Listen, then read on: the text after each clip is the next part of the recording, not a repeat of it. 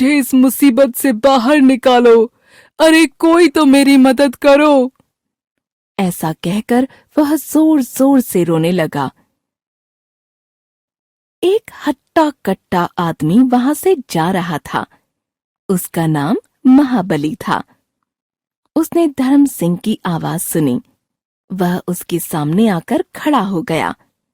उसने धर्म सिंह से कहा, अरे आलसी आदमी, तुम गाड़ी को पीछे से धक्का दो और बैलों को आगे बढ़ने के लिए ललकारो। तुम्हारे परिश्रम करने पर भी अगर गाड़ी कीचड़ से बाहर नहीं निकले तब ईश्वर को मदद के लिए पुकारना। महाबली की बात सुनकर धर्म सिंह ने रोना बंद कर दिया। बैलों के ऊपर स्नेहपूर्वक हाथ फेरा। फिर उसने पूरी ताकत से गाड़ी को पीछे से धक्का लगाया और साथ ही बैलों को भी गाड़ी आगे खींचने के लिए हाँक लगाई। मालिक की ललकार सुनकर बैलों ने गाड़ी खींचने में अपनी पूरी ताकत लगा दी। गाड़ी एक ही झटके में गड्ढे से बाहर निकल गई। धर्म सिंह ने महाबली का धन्यवाद किया। फिर वह गाड़ी लेकर खुशी खुशी अपनी राह चला गया। तो बच्चों, जो व्यक्ति अपनी मदद स्वयं करता है, ईश्वर भी उसकी मदद करते हैं।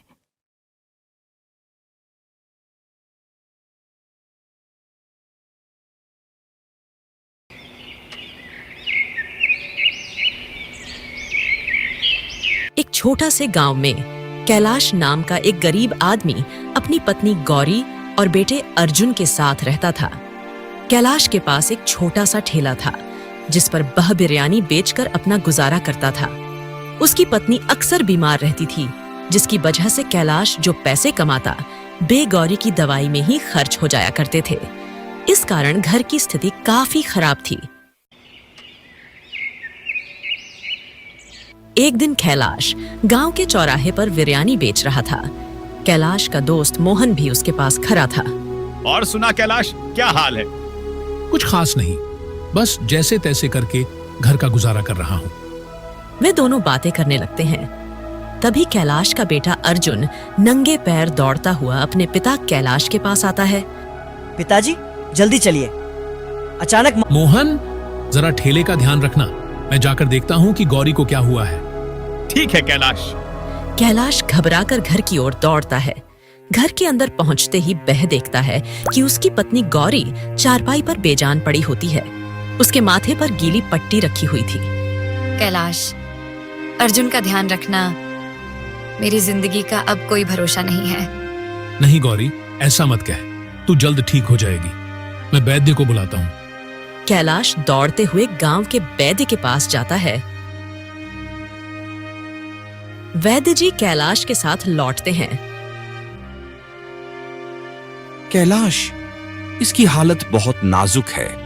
इसे तुरंत दवाई की जरूरत है, लेकिन ये दवाई सिर्फ शहर में मिलेंगी। शहर? लेकिन वहां जाने में 4 घंटे लगेंगे और मेरे पास तो पैसे भी नहीं हैं। कैलाश, कुछ भी कर, पर देर मत कर। तुझे अपनी पत्नी की जान बचानी है। कैलाश एक पल भी देरी किए बिना दौड़ता है और अपनी पुरानी बैलगाड़ी में गौरी को लेकर शहर की ओर चल पड़ता है। अर्जुन भी अपने पिता के साथ बैठ जाता है। गांव की कच्ची सड़क, रास्ते में जंगल और ऊबड़ खाबड़ रास्ता था। बैलगाड़ी धीरे धीरे चल रही थी। गौरी की सांसें धीमी होती जा रही थीं। अर्जुन घबराकर अपनी माँ का हाथ पकड़ लेता है। माँ, तुम ठीक हो जाओगी ना? बेटा, तू बहुत बहादुर है।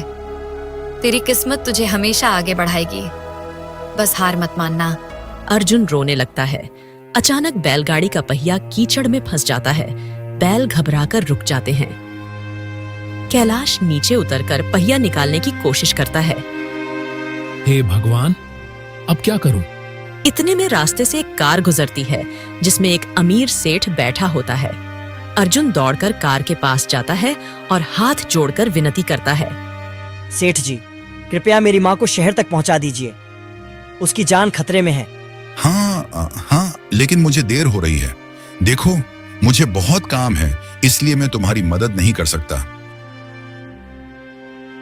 सेठ जी, दया कीजिए, मेरी पत्नी मर जाएगी। मेरी बला से मुझे अपने काम से मतलब है। रास्ते से हटो, सेठ कार लेकर आगे बढ़ जाता है। कैलाश मायूस होकर बैलगाड़ी को धकेलने की कोशिश करता है। अर्जुन अपने छोटे छोटे हाथों से गाड़ी को धक्का देने में मदद करता है। दोनों कोशिश करके बैलगाड़ी को कीच से बाहर निकाल लेते हैं। फिर वे जल्दी से अस्पताल की ओर बढ़ते हैं। शाम का समय। कैलाश किसी तरह गौरी को अस्पताल पहुंचाता है। इसके बाद डॉक्टर जल्दी जल्दी उसका इलाज शुरू करता है। सुनो, इनकी हालत बहुत गंभीर है, पर हम पूरी कोशिश करेंगे इन्हें बचाने की। आप यहीं बैठ जाइए। कैलाश और अर्जुन डॉक्टर की बात सुनकर हताश हो जाते हैं। डॉक्टर अंदर चले जाते हैं।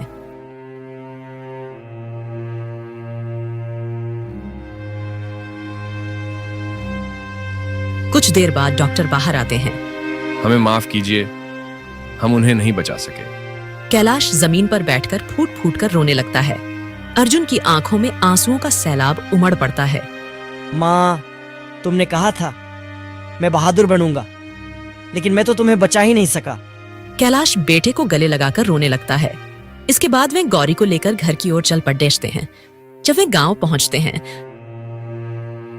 तभी गांव वाले गौरी की ये दुखद खबर सुनकर वहां इकट्ठे हो जाते हैं। माँ, मैं बड़ा होकर गरीबों के लिए कुछ करूंगा। जो लोग अमीर होकर गरीबों को ठुकरा देते हैं, मैं उनके लिए इंसाफ करूंगा। गांव के बड़े बुजुर्ग अर्जुन की बात सुनकर उसे गले लगाते हैं। अर्जुन की आंखों में मां की यादें और संघर्ष का संकल्प साफ दिखाई देता है। कुछ सालों बाद, गौरी की मृत्यु के बाद कैलाश टूट चुका था। उसने ठेला अपने दोस्त मोहन को बेच दिया था, लेकिन अब खेतों में मेहनत करते करते उसकी कमर झुक गई थी। कर्ज का बोझ बढ़ता जा रहा था। अर्जुन अब 18 साल का हो चुका था। वह भी पिता के साथ खेतों में काम करने लगा था। बारिश हो रही थी, लेकिन दोनों कीचड़ में भी काम कर रहे थे। कैलाश हल चला रहा था।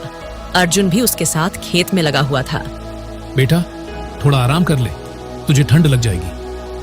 नहीं पिताजी, मुझे काम पूरा करना है। आपने कहा था कि मेहनत कभी बेकार नहीं जाती। कैलाश बेटे को गर्व से देखता है। अर्जुन का हौसला देखकर उसकी आंखें नम हो जाती हैं। तभी बारिश रुक जाती है। इतने में गांव का साहूकार रघु सेठ खेत पर आ जाता है। उसके साथ उसके गुंडे भी थे। ओए कैलाश, कर्ज की किस्त का क्या हुआ? अभी तक पैसे नहीं दिए? सेठ जी, बस 1 महीने का और समय दे दीजिए। फसल कटने पर सब चुका दूंगा। बस बहुत हो गया तेरा नाटक। अब मैं तेरी जमीन अपने नाम लिखवाऊंगा। सेठ गुंडों को इशारा करता है। गुंडे कैलाश को जमीन पर धक्का दे देते हैं। अर्जुन यह सब देखकर गुस्से से तिलमिला उठता है। वह सेठ के सामने खड़ा हो जाता है। सेठ, तुम मेरे पिता को हाथ मत लगाना। अबे छोटू, तू मुझे धमकी देगा? चल भाग यहाँ से। सेठ अर्जुन को धक्का देता है। अर्जुन गिर जाता है, लेकिन तुरंत उठकर फिर से सेठ के सामने आ खड़ा होता है। उसकी आंखों में आंसू और गुस्सा दोनों होते हैं। मैं तुम्हें अपनी जमीन नहीं लेने दूंगा। तभी गांव का मुखिया वहां से गुजर रहा होता है। वह ये सब देखकर वहां पहुंचता है। रघु, ये तुम क्या कर रहे हो? मुखिया जी, मैं तो इनसे अपना कर्ज लेने के लिए आया हूँ। यह कौन सा तरीका है तुम्हारा कर्ज लेने का? इस प्रकार लोगों को मारकर कर्ज लिया जाता है। मुखिया जी, इसके लिए मैं माफी चाहता हूँ, पर आप ही बताइए, 2 साल हो गए इसने आज तक मेरा कर्ज देने का नाम नहीं लिया। मुखिया जी, मुझे बस अपना उधार चाहिए। मुखिया जी, आप तो जानते हैं कि मैं किन परिस्थितियों से गुजरा हूं। मैंने सेठ रघु का कर्ज देने से कभी मना नहीं किया। बस मुझे थोड़ा और समय दे दीजिए, मैं जल्द ही खर्च चुका दूंगा। ठीक है, मैं तुम्हें 6 महीने का और समय दिलवाता हूँ। 6 महीने के अंदर रघु का कर्ज चुका देना। ठीक है मुखिया जी, आपका बहुत बहुत धन्यवाद। रघु सेठ मुखिया के इस प्रकार विरोध करने से डर जाता है, इसलिए वह गुस्से में भुनभुनाता हुआ वहां से चला जाता है। रात का समय। कैलाश और अर्जुन घर के अंदर बैठे थे। अर्जुन चुपचाप अपनी माँ की तस्वीर देख रहा था। बेटा, मैं तुझे पढ़ाना चाहता था, लेकिन हालात ने तुझे खेतों में लगा दिया। नहीं पिताजी, मैं पढ़ूंगा और इतना बड़ा आदमी बनूंगा कि किसी गरीब को कभी किसी सेठ से भीख नहीं मांगनी पड़ेगी। कैलाश बेटे को देखकर भावुक हो जाता है।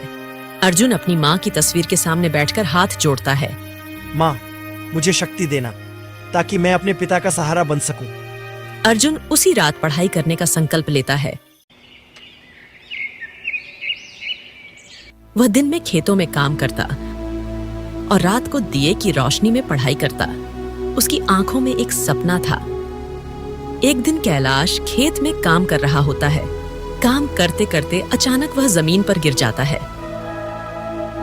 अर्जुन दौड़कर अपने पिता के पास आता है। कैलाश का शरीर बुरी तरह कांप रहा होता है। पिताजी, क्या हुआ आपको? कैलाश की आंखें बंद हो रही थीं। अर्जुन उसे उठाकर डॉक्टर की दुकान की ओर दौड़ता है। डॉक्टर जांच करते हैं। तुम्हारे पिता को फेफड़ों की बीमारी हो गई है। इन्हें इलाज की जरूरत है, लेकिन इसमें थोड़े ज्यादा पैसे लगेंगे। अर्जुन की आंखों में चिंता छा जाती है। उसके पास इतने पैसे नहीं थे, लेकिन उसने हार नहीं मानी। डॉक्टर साहब, ये लीजिए कुछ पैसे, बाकी मैं जल्दी ही चुका दूंगा। वह गांव में छोटे मोटे काम करने लगा। उसने लोगों के खेतों में काम किया, जंगल से लकड़ियां काटकर बेची और पानी भरकर पैसे कमाए। कुछ ही दिनों में अर्जुन ने इलाज के लिए पैसे जुटा लिए। उसने पिता का इलाज करवाया, जिससे कैलाश की हालत थोड़ी सुधर गई। एक दिन अर्जुन मंदिर में हाथ जोड़कर भगवान के सामने खड़ा होता है। उसकी आंखों में आंसू होते हैं, लेकिन हौसला बरकरार था। भगवान, मुझे शक्ति दो ताकि मैं अपने पिता को खुशहाल जीवन दे सकूं और हर गरीब को इंसाफ दिला सकूं। वह खुद से वादा करता है कि वह पढ़ाई के जरिए अपनी जिंदगी सुधारेगा। उसकी आंखों में मां का सपना और पिता के लिए सम्मान साफ झलक रहा था। अगली सुबह अर्जुन कुदाल से खेत में मिट्टी खोद रहा था। उसके हाथ में काफी दर्द हो रहा था, लेकिन उसने काम बंद नहीं किया। कैलाश उसे देखता है और दुखी हो जाता है। बेटा, अब बस कर, तेरा शरीर थक जाएगा। नहीं पिताजी, मुझे काम पूरा करना है। माँ कहा करती थी कि मेहनत से ही किस्मत बदलती है। इतने में गांव का साहूकार रघु सेठ फिर से आता है। वह अपनी बड़ी गाड़ी में बैठा होता है और साथ में 2 गुंडे भी होते हैं। ओ कैलाश, अब तेरा कर्ज बहुत बढ़ गया है। अगर निश्चित समय तक पैसे नहीं चुकाए तो तेरी जमीन मेरी हो जाएगी। कैलाश कुछ नहीं कहता। उसका सिर झुक जाता है। अर्जुन यह सब देखकर गुस्से में आ जाता है। सेठ, गरीब होना कोई गुनाह नहीं है। हम मेहनत कर रहे हैं, तुम्हारे पैसे चुका देंगे। हाँ हाँ हाँ, तू क्या पैसे चुकाएगा रे भिखारी? पहले अपनी हालत देख। सेठ ठहाके लगाते हुए चला जाता है। अर्जुन मुट्ठी भींचकर कसम खाता है।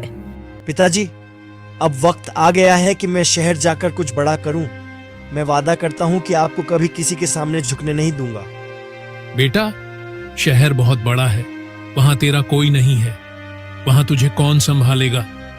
पिताजी, आपने मुझे सिखाया है कि मेहनत करने वाले कभी हारते नहीं। मैं अपना रास्ता खुद बनाऊंगा। अर्जुन उनके पैर छूकर आशीर्वाद लेता है। फिर वह एक छोटी सी पोटली लेकर बस स्टॉप पर पहुंचता है। इसके बाद में बैठ जाता है। बस धीरे धीरे गांव से दूर चली जाती है। कैलाश दूर तक बस को जाते हुए देखता रहता है। उसकी आंखों में गर्व और चिंता दोनों थे। अर्जुन बस से उतरता है। शहर में पहुंचकर उसे बहुत अजीब महसूस हो रहा था। उसे गांव की सादगी याद आती है, लेकिन वह अपने कदम आगे बढ़ाता है। अर्जुन एक कारखाने के बाहर जाकर खड़ा हो जाता है। उसके पेट में भूख लगी थी, लेकिन जेब में पैसे नहीं थे। वह कारखाने के मालिक से काम मांगता है। मालिक जी, मुझे काम चाहिए। मैं कुछ भी कर लूंगा, बस रहने और खाने की जगह मिल जाए। सुनो, यहाँ कई लोग काम मांगने आते हैं, पर 2 दिन में भाग जाते हैं। तुझ पर भरोसा कैसे करूं? मालिक जी, मुझे एक मौका दीजिए। मैं मेहनत से काम करूंगा। मालिक अर्जुन को काम दे देता है। अर्जुन बिना किसी शिकायत के मेहनत से काम करता है। वह भारी बक्से ढोने लगता है। अगली सुबह कारखाने का मैनेजर अर्जुन को काम करते हुए देखता है। वह उसके ऊपर बिना किसी गलती के गुस्सा निकालने लगता है। ओए लड़के, इतनी धीरे धीरे काम कर रहा है, जरा जल्दी कर। काम चोरों की यहाँ कोई जरूरत नहीं है। अर्जुन बिना कुछ कहे तेजी से सामान ढोने लगता है। वह थका हुआ था, लेकिन उसने हार नहीं मानी। अर्जुन दिन में काम करता और रात में किताबें पढ़ता। उसकी आंखों में पढ़ाई का जुनून सवार था। रात का समय अर्जुन एक छोटी सी झुग्गी में रहता था। वहां सिर्फ एक पुरानी चारपाई और एक दिया था। वह दिए की मध्यम रोशनी में देर रात तक पढ़ाई करता। उसकी आंखों में नींद होती, लेकिन उसका सपना उसे सोने नहीं देता। मुझे मेहनत करनी ही होगी। पिताजी का सपना पूरा करना है। भगवान, मुझे हिम्मत देना ताकि मैं अपने पिता का सपना पूरा कर सकूं। अर्जुन के कपड़े पुराने हो गए थे, लेकिन उसकी हिम्मत नई थी। धीरे धीरे वह प्रतियोगी परीक्षाओं की तैयारी करने लगा। कई सालों की मेहनत के बाद अर्जुन एक बड़ी सरकारी नौकरी की परीक्षा देकर मंदिर में भगवान के सामने हाथ जोड़कर प्रार्थना कर रहा होता है। हे भगवान, मुझे हिम्मत देना ताकि मैं अपने पिता का सपना पूरा कर सकूं। कुछ दिन बाद अर्जुन अपनी झोपड़ी के बाहर बैठा हुआ था। उसकी आंखें सूजी हुई थीं, क्योंकि वह रात भर जागकर तैयारी करता था। तभी एक डाकिया उसके पास आता है और उसे एक लिफाफा देता है। वह कांपते हाथों से लिफाफा खोलता है। उसकी आंखें चमक उठती हैं। अर्जुन का उस नौकरी में सिलेक्शन हो गया था। उसकी मेहनत रंग लाई थी। वाह, मैंने कर दिखाया। पिताजी का सपना पूरा हो गया। वह खुशी में फूट फूट कर रोने लगता है। 2 महीने बाद अर्जुन बड़ी गाड़ी में बैठकर गांव लौटता है। वह अब एक सरकारी अधिकारी बन चुका था। गांव वाले उसे देखकर हैरान रह जाते हैं। कैलाश, जो अब बूढ़ा हो गया था, बेटे को देखकर अपने आंसू रोक नहीं पाता। बेटा, तू सच में मेरा अर्जुन है। तूने अपना वादा पूरा कर दिया। गांव वाले अर्जुन की सफलता से बहुत खुश थे। रघु सेठ, जो कभी अर्जुन का अपमान करता था, अब उससे हाथ जोड़कर माफी मांगता है। अर्जुन बाबू, मुझे माफ कर दो। मैंने तुम्हारे साथ बहुत बुरा किया। माफ करना तो इंसानियत का धर्म है, लेकिन गरीबों का अपमान मत करना, क्योंकि किस्मत कभी भी पलट सकती है। अर्जुन अब गांव के लिए काम करने लगा था। उसने गांव में एक अस्पताल बनवाया, जिससे लोगों को मुफ्त इलाज मिलने लगा। उसने गांव में स्कूल और पानी की व्यवस्था शुरू करवाई। वह रोज गांव वालों के बीच बैठकर उनकी समस्याएं सुनता था। एक दिन चौपाल पर अर्जुन सभी गांव वालों से बात करता है। दोस्तों, मैंने गरीबी का दर्द सहा है, भूख और अपमान को देखा है, लेकिन मैंने हार नहीं मानी। मेहनत ही इंसान की सबसे बड़ी पूंजी होती है, और पिताजी, आप ही मेरे लिए भगवान हैं। आपकी तपस्या और संघर्ष ने ही मुझे आज इस मुकाम तक पहुंचाया है। मुझे बहुत दुख है कि इस सफलता में मेरी माँ मेरे साथ नहीं है। कैलाश की आंखों में खुशी के आंसू आ जाते हैं। बेटा, मुझे तुझ पर गर्व है। तूने मेरा सपना पूरा किया। अब यह गांव तुझ पर नाज करेगा। इसके बाद अर्जुन शाम में गांव के मंदिर में जाता है। वह भगवान के सामने हाथ जोड़कर खड़ा होता है। उसकी आंखों में कृतज्ञता होती है। हे भगवान, आपने मुझे शक्ति दी, मेरे पिता का सपना पूरा करवाया। मैं सदा आपकी कृपा का आभारी रहूंगा।